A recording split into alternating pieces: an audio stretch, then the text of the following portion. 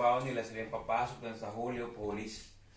No? Kaya nga dapat, yung ano is consecrated. Kasi pag hindi ka consecrated, pag hindi yun yung trabaho mo, hindi ka Levite, kaya nga ang Levites po hindi nagtatrabaho in the Old Testament. Ang trabaho lang talaga nila to give offering sa Panginoon.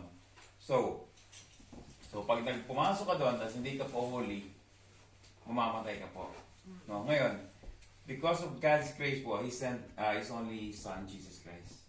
No? Kung napapansin niyo po, siguro napapanood naman yung every Semana Santa, di ba, yung all the movies about Moses, all the movies about Jesus Christ. Nakita niyo po yung namatay si Jesus Christ, nabiyak na po yun. Yung curtain na yun has been broken.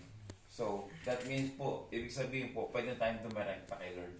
No, wala na pong mediator, no, wala nang, hindi na natin kailangan ng tao, no, para sabi ba, tayo may kasalanan, sabihin natin si ganito, sabihin niya kay Lord. So, hindi na, we can go directly to God.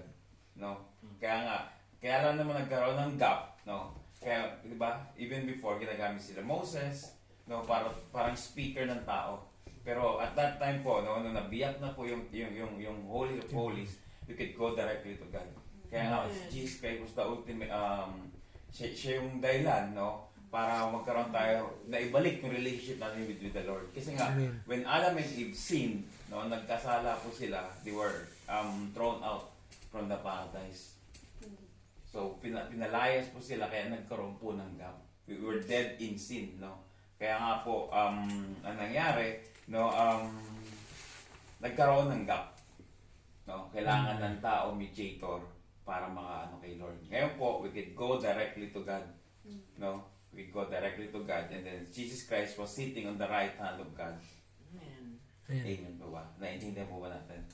So, yung Holy of Holies, no, nabiyak na po yun.